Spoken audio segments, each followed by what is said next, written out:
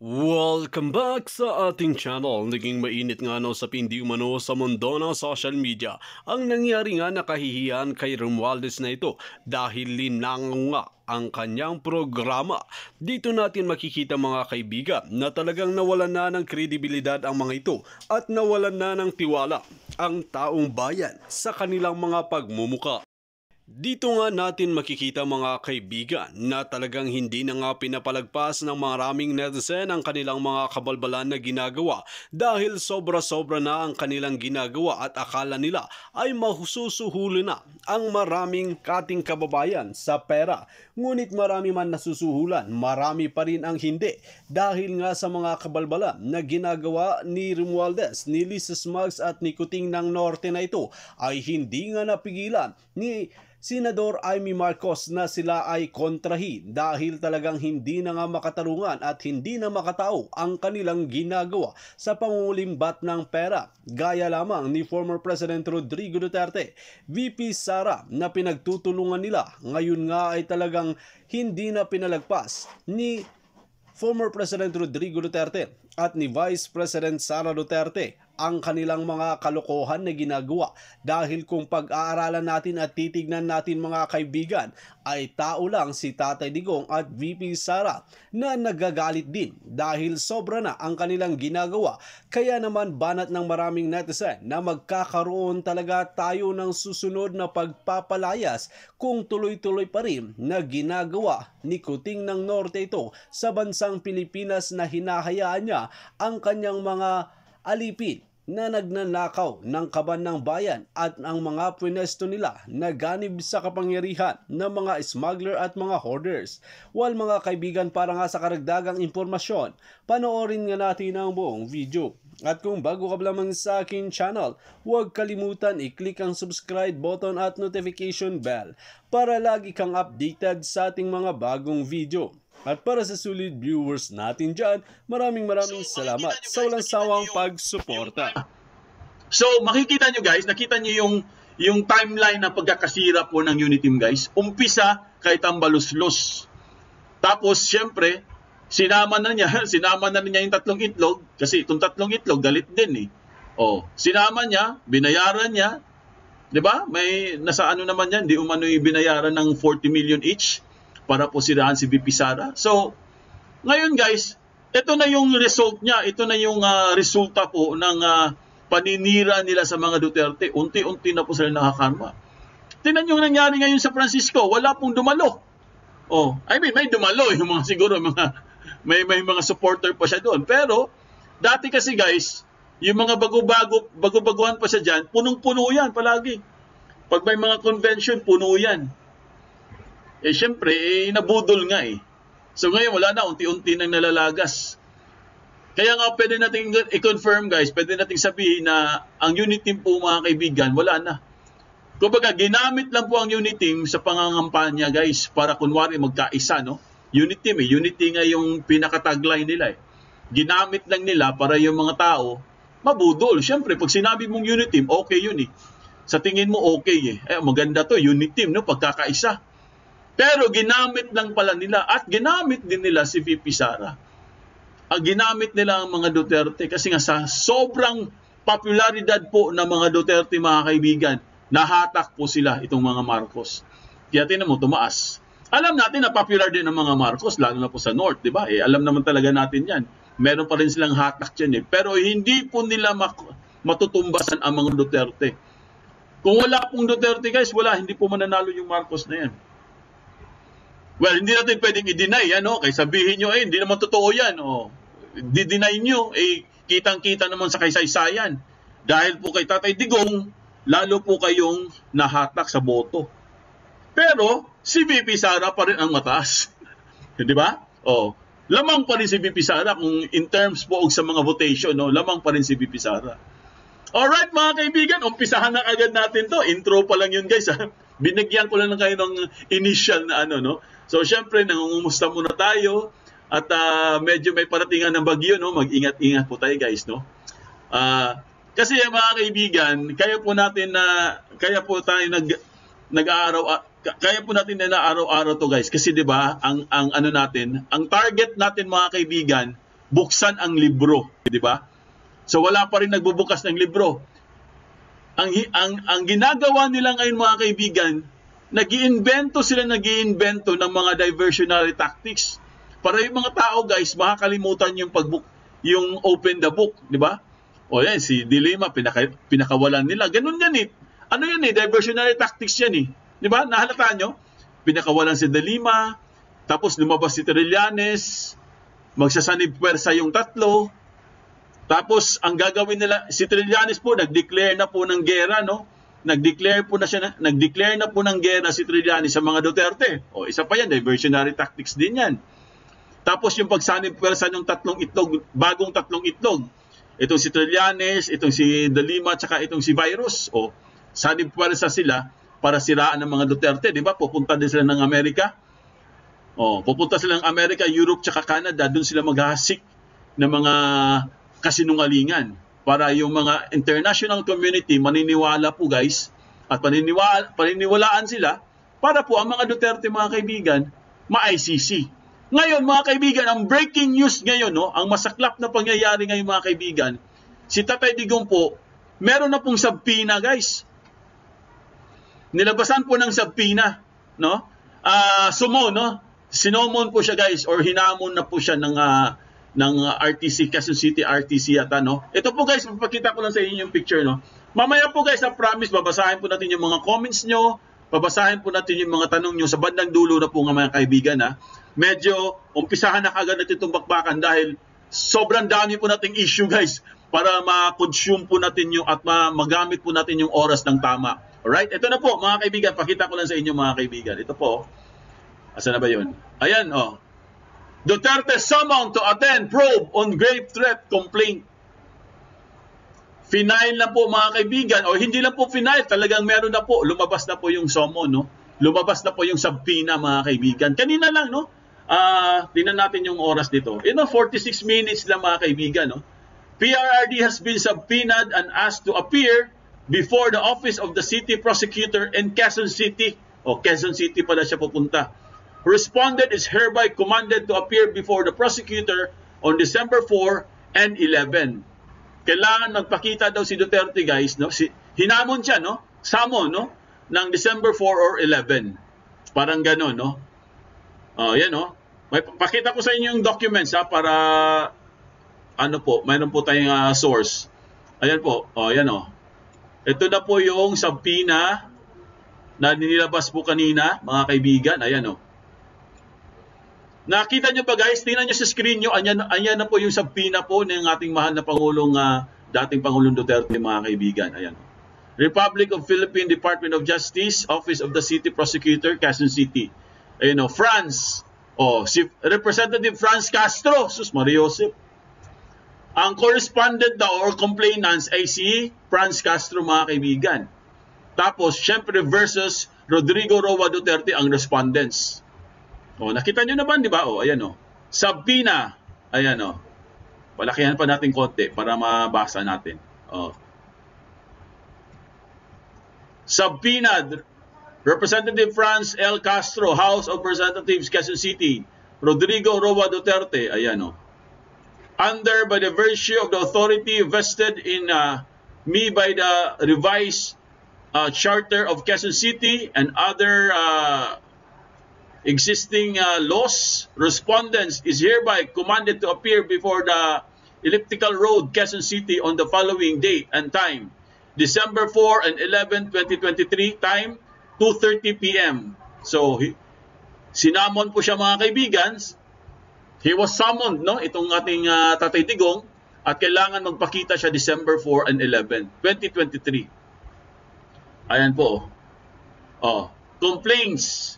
The complaints under witnesses, if any, are likewise directed to affirm or reaffirm before the undersigned on the same date the veracity of the truthfulness of the allegations in their given statement.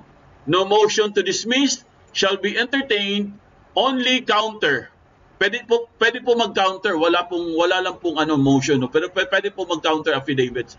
Shall be admitted, otherwise respondents are deemed to have waived the right to present evidence. Furthermore, no a postponement shall be granted unless for exceptionally meritorious grounds. Ibig sabihin mga kaibigan, pag hindi po nagpakita po si Tatay Digong guys, hindi po siya nag-appear dito, mapipilitan po silang maglabas ng mga ebidensya.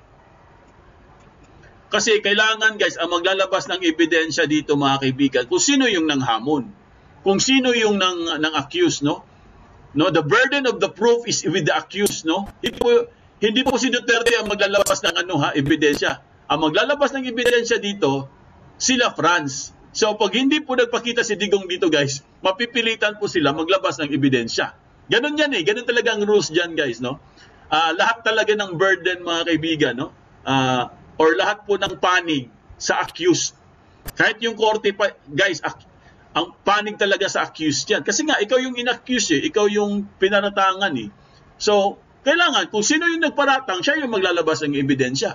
Diba? Pag hindi siya naglabas ng ebidensya, wala lang kaso. Pag hindi naman nagpakita si Tatay Digong dito, hindi siya lumabas dito sa pina na to guys, itong sila France, mapipilitan po sila guys na maglabas ng mga ebidensya. Kung hindi ko po nagkakamali hindi po tayo abogado mga kaibigan baka mali lang tayo ng interpretation. Pero yun po talaga ang usual na mangyayari dyan, no? Marami din naman tayo nakikilala mga abogado Yan talaga ang usual na ginagawa guys. So kailangan, ito sila France, pag hindi po mag-appear, no? Itong si Tatay Digong sa court or dito sa Quezon City, ay talagang mapipilitan po sila maglabas ng ebidensya para po si Pangulong Duterte ay talagang tuluyan po nilang kumbaga parang iwawarant, parang ganon. Para lumabas po yung warrant. Kasi kung ano lang kasi to guys, sabina lang kasi to, no? Parang summon, no? Sinasummon ka lang, Parang ganon yan Pero wala naman silang ebidensya Sa totoo lang guys, kaya po may mga ganyan-ganyan yan. Kasi nga diversionary tactics ito. Huwag kayo maniwala sa mga ganyan. Kilala na natin yung mga moves nila. Di ba? Alam na natin Mga ganyang style guys, kunwari, summon sila. Parang ginawa nila kay Bantag, di ba? Yung ginawa nila kay Bantag guys, dinilay. Kasi nga wala silang ebidensya Di ba? Nakailang summon sila kay nakailang sabpina sila kay Bantag. Na mali-mali ang pangalan, mali ang address. Sinadya nila yun para po ma-extend yung warrant. Kasi nga wala silang ebidensya. Kasi hanggat wala pong ebidensya mga kaibigan, kahit pag sabpina ka pa ng magsabpina, hindi naman, kung ayaw kong pumunta dyan, wala po silang magagawa dyan guys. Kailangan nila mag-release or maglabas ng ebidensya para po, kung hindi talaga siya pupunta doon sa sabpina niya, mag-warrant na po sila, parang ganon. Kasi kailangan maglabas sila ng probable cause Kasi pag walang probable cause, titingnan yung mga ebidensya mo kung kumpleto ba, pwede ba nating malabasan ng warrant? Pwede yon. Pero hanggat hindi po mabuo ang probable cause, kasi hindi kumpleto yung mga ebidensya, wala pong warrant. So, itong sabpina, sabi ko nga sa inyo, diversionary tactics na naman yan. Pinaikot-ikot lang tayo mga kaibigan. Naku. Siyempre, takot na sila May basbas din to guys. Itong mga tatlong surot, itong sila France, may basbas din yan. Inutusan na yan ng Tambaluslos. Kasi ang sabi po guys, ni Ka Eric, kailangan before matapos ang 2023, maglabas na sila ng mga resibo. Maglabas na sila ng mga liquidation. Kung hindi, ay talaga magkakagulo po. Kasi binabago nila Binabago nilang usapan Iniiba nila yung issue. Ang issue dito, liquidation. Pero bakit iniiba-iba nyo? Diba? Kung ano-ano na lang mga tactics na naiisip nyo. Bigla na lang lumabas si De Lima. Maraming nagsabing mga expert, lalo na po si Attorney Harry Roque, nagtaka na rin siya guys. Bakit nila pinag-bail ang isang akusado, hindi naman akusado pa, no? Hindi pa naman siya convicted, no? Nililitis pa rin yung kaso niya. Pero guys, mabigat po ang kaso niya Pero bakit po siya nalabasan ng warrant? Di ba? Kasi nga, diversionary tactics. So ang sabi po dito mga kaibigan, no, basahin lang natin guys para mabuo po yung context natin. Yan no. Quezon City prosecutor has summoned former President Rodrigo Roa Duterte to attend an investigation into the grave threats complaint filed by ACT Teachers Party List Representative Franz Castro. Duterte was required to attend December 4 and 11 probe at Quezon City Prosecutor's Office and submit his counter affidavit. Pwede siya mag-counter. This is the first time that a subpoena was issued against Duterte since he stepped down from office in 2022. The complaint stem from Duterte's alleged threat against Castro, which were aired on the national television and live stream online. In October 11 episode of his TV program, Gikan sa Masa, para sa Masa on SMNI News Channel, Duterte shared his advice to his daughter, Vice President Sara Duterte, on how to use her confidential funds and intelligence funds. So alam nyo na yung mga nangyayari, di ba, kung bakit po sila nagkagulo. Dahil po yung ang sinabi po ni Duterte dito guys, di ba may sinabi siya sa itong tatlong itlog. So hindi nila naintindihan guys, na hindi naman talaga, ang sinabi lang po ni Duterte, France. Wala naman siyang sinabing buong pangalan, sabi lang niya France. Dami-daming France eh. Di ba? Saka ang sinabi naman niya mga kaibigan, kasi si Duterte mahilig mag-ganon eh. Palabiro kasi si Duterte. Di ba? Hindi nila nag-gets eh. Talagang guilty talaga sila. Kasi pag pikon ka, ibig sabihin guilty ka. Di ba? So yun po mga kaibigan ang ating breaking news ngayon. Medyo bad news, pero ayos lang yan. Huwag kayong mag-alala guys. Summon lang yan, summon. Huwag po kayong mag-alala mga kaibigan. Malulusutan po yan dahil hindi pa naman yan warrant eh. Ano lang yan, subpoena lang yan. Tingnan lang natin ang mangyayari sa mga susunod na araw. Alright mga kaibigan, punta na po tayo sa ibang topic natin. Ito po, ayan tingnan nyo sa inyong screen. Sino ba yan? Ano ba yan? Ayan mga kaibigan, Ang sabi po dito ni Senator Amy Marcos, the independence of judiciary is present and true. Our court is a court of law and justice, obvious of personalities of any political noise. Senator De Lima bail yesterday was a testament to that.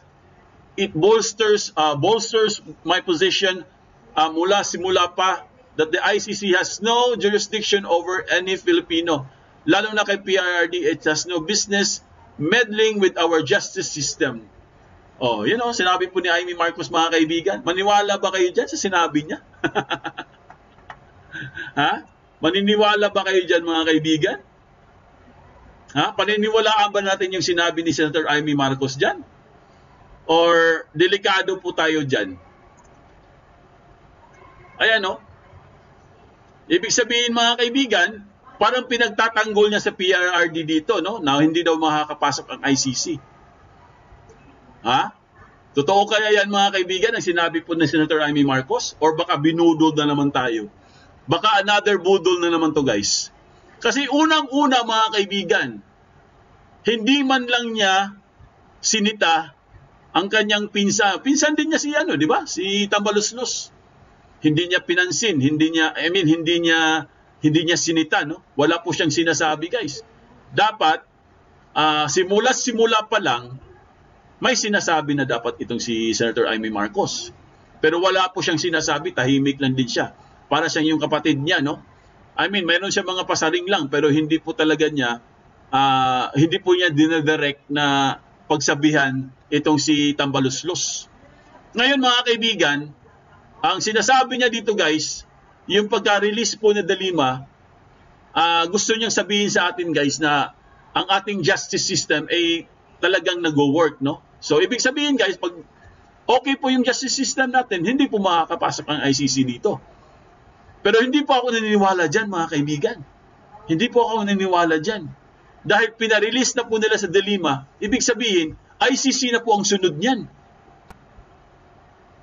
Di ba? Pinapaikot-ikot na naman nilang tao dito. Magtitiwala pa ba tayo sa Marcos, mga kaibigan? Kayo, bahala kayo. Sa tingin nyo guys, dapat ba natin paniwalaan etong statement po Senator Amy Marcos or si kay Manang Amy Marcos. Ako po, wala po, sabi ko sa inyo, no, wala po tayong masamang tinapay kay Amy Marcos. Pero bakit sumasaw-saw-saw pa siya ng ganyan? Eh alam naman natin mga kaibigan, at klarong-klaro po na gusto nilang papasukin ng ICC.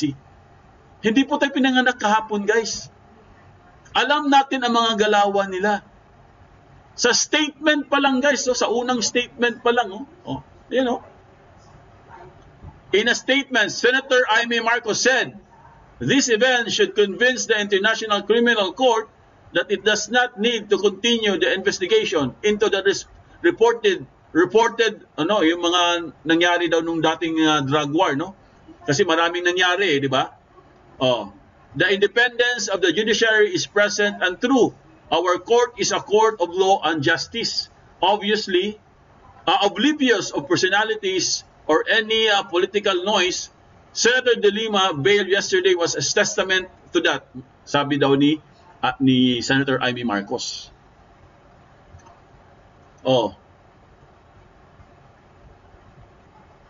So mahirap po paniwalaan, guys. Mahirap po paniwalaan itong statement po ni Senator Amy Marcos.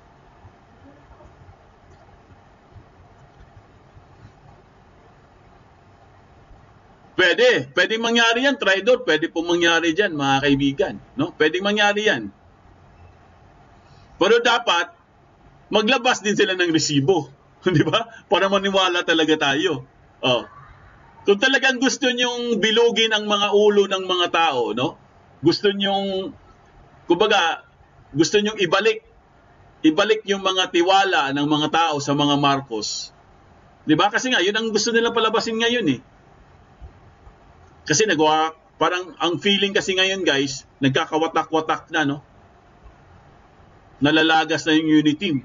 Gusto nilang ibalik yung unit team eh. Gusto nilang ibalik yung idea eh. Pero hindi na po, sabi nga ni Attorney Harry Roque, hindi na po maibabalik yun dahil may lamat na. Di ba? May lamat na, mga kaibigan. Rosa Wright, nag-like na po ako. Sorry na nahuli po ako ever. Oy, Rosa Wright, maraming salamat sa pag-like ha. Ayan, Sa mga nag-likes nyo na, maraming salamat ha. Sa mga hindi pa po nag-likes, baka hindi pa kayo nakatuslok, guys. Pakituslok-tuslok lang po. Ayan. Mahirap po magtiwala, mga kaibigan, no? So, ang sa akin lang, guys, kung talagang wala po silang balak na masama, no? Para maano yung mga Duterte, mga kaibigan, masira, no? Bakit nila pinakawalan si De Lima? Yun lang naman eh. Yun lang ang tanong dyan, no? Kasi nga, unang-una, mga kaibigan, si De Lima po, isa po yan sa mga kumbaga, kahit nakakulong yan, guys, sinisiraan ng mga Marcos niyan. Di ba, naalala nung dati, yung habang nagka-campaign pa sila? Hindi lang po si Duterte ang sinisiraan yan, pati Marcos. Alam natin yung mga pinagsasabi niya, di ba, yung mga panahon pa ng mga election. Yan, sila De Lima, sila Guanzon, yan, yung mga number 1 yan. Sila Hontiveros. Pero ngayon, guys, bakit po feeling ng parang binubuo po sila ng unit team ngayon. Parang sila na yung unit team. So, ibig sabihin, gusto talaga nilang siraan ng mga Duterte. Di ba? Oo, puro na lang salita, wala sa gawa, no? Okay, may papakita lang ako sa inyo, guys, ha? Ito po yung nangyari sa San Francisco, mga kaibigan, para po makita natin kung ano ba talaga nangyari sa San Francisco. Sabi nila, nilangaw. Ayan, pakita ko lang yung video. Actual footage po.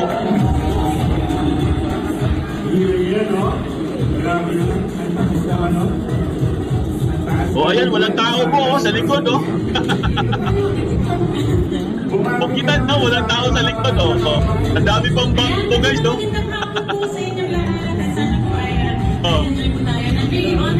ang dami pang lugar, ang dami pang pwedeng lagyan ng bangko, pero malabo. Ayan, ito yung event ito yung event place kung saan mag-speech, Siyempre, andun sila sa San Francisco, so makikipag-meeting siya sa mga Pilipino doon, Itong si President Marcos. Andun na nga siya andun na po siya sa San Francisco, guys, California. Pero ito po, tingnan nyo, marami pong bangko, guys. Kita nyo? Yan, ilang row lang po yan, nasa 5 row lang yan, hindi pa puno. Ibig sabihin, mga kaibigan, ako po, kino-compare ko lang to, no, dahil dati po, pag magkaroon po sila ng event, guys, lalo na sa ibang, ay, birthday pala ni Susan Aviles. Happy birthday, Susan! Happy birthday to you! Happy birthday to you! Happy birthday, happy birthday, happy birthday to you! Jan, jan, jan! Happy birthday! Birthday pala! How old are you? Birthday daw natin, Susan, Ay, birthday ni Susan Aviles. Batiin nyo naman. Anong handa mo, Susan Aviles? Ayan. Kung gusto niyo pumunta sa bahay ni Susan Aviles, may handa daw. Happy birthday once again. Ayan, may birthday po, no? Kaya pala na late si Susan kasi birthday pala niya. Ayan. Sana'y malasing mo kami. Happy, happy, happy birthday. Sa iyo ang inuman, sa iyo ang pulutan. Happy, happy, happy birthday. Sana'y malasing nyo kami. Ayan, birthday po ang ating pinaka suki. Ating pinaka-idol na si Susan Aviles. Maraming salamat, Susan, at happy birthday sa iyo dyan. You have more birthdays to come. May you have more birthdays to come. Ayan. More good health. Sana swertihin ka pa, no? At lalo ka pang magkaroon ng mas magandang buhay, no? Ayan. Ayan po. Batiin nyo naman si Susan Aviles. Birthday. Ang dami ng bumati. Ayan. Maulang hapon po din at sila. Maulan nga, maulan, no? Kasi may bagyo po, guys, no? Ingat-ingat po tayo, mga kaibigan, no? May bagyo po tayo, may bagyo. May parating na bagyo. Ayan. So, ipakita lang natin uli yung mga nilangaw sa San Francisco. Ito po, ipakita natin uli. Ayan, ayan, Yan, ang dami pong bangko, guys, yung mga bangko, ang dami, Alam mo mga kaibigan, nililigpit na po yung mga bangko kasi wala pong pumunta. Ayan nililigpit yung mga bangko, guys. Nakita nyo, nililigpit. Nakita nyo mga kaibigan, panoorin nyo. Magandang hapon po sa inyo lahat. Ayan nililigpit po yung mga bangko, guys, dahil wala pong dumating. Ilan lang po ang dumalo. Yan niligpit na po nung Actually, third. Ay, Sniper! Hello, Sniper! Kumusta ka na? Mega love shoutout, sir. Happy birthday, Ma'am Susan Aviles. Always take care of your health. Ma'am, support DG Bantag. Ayan, support tayo kay DG Bantag. Nagpalipad po si Sniper, mga kaibigan, ng kanyang 1,000 yen. Ayan, maraming salamat. Domo arigato gozaimasu, Sniper. Ayan. At least bumati si Sniper. Ayan, ang daming bumati sa Susan, Ayan, Melissa Sembulan. Ayan. Happy birthday, Susan. May you have more money to come. More money daw. Ayan nabudol na naman nabudol na naman yung San Francisco umuulan sa France. More birthdays to come. Ayan. Si Sniper po nagpa-member na naman kaibigan, no, for 9 months. Maraming salamat, Sniper. Ayan, galing talaga ni Sniper, nagpa-member na naman, nag-extend. Maraming salamat. Wow, Sniper, salamat sa palipad mo kay Sir Foodie. Ayan. Pag si Mayor Digong, dudumugin yan ng Duterte fans. Yes. Ayan, Birthday happy, Madam Susan Aviles. Ayan. How are you, Sniper? Ayo. Happiest birthday, Susan. Ayan. Ang daming bumati, Ayan. Diba nilangaw, mga kaibigan? Sabi ko sa'yo, nilangaw, Sa wakas, dito nga natin makikita mga kaibigan na mulat na ang ating mga kababayan at talagang sinampulan nga ang mga korap ng mga politiko na ito na talagang hindi nga pinakita ang mga suporta sa kanila at pahiya talaga itong si Romualdez sa kanyang naging programa na walang dumalo, na kokonti lamang at kanyang mga kampon at mga sumusunod lamang na korap na opisyales ang pumunta. Well mga kaibigan, kung kayo ang tatanungin ano ang inyong mga opinyon, just comment below sa ating comment section at ating pag-uusapan.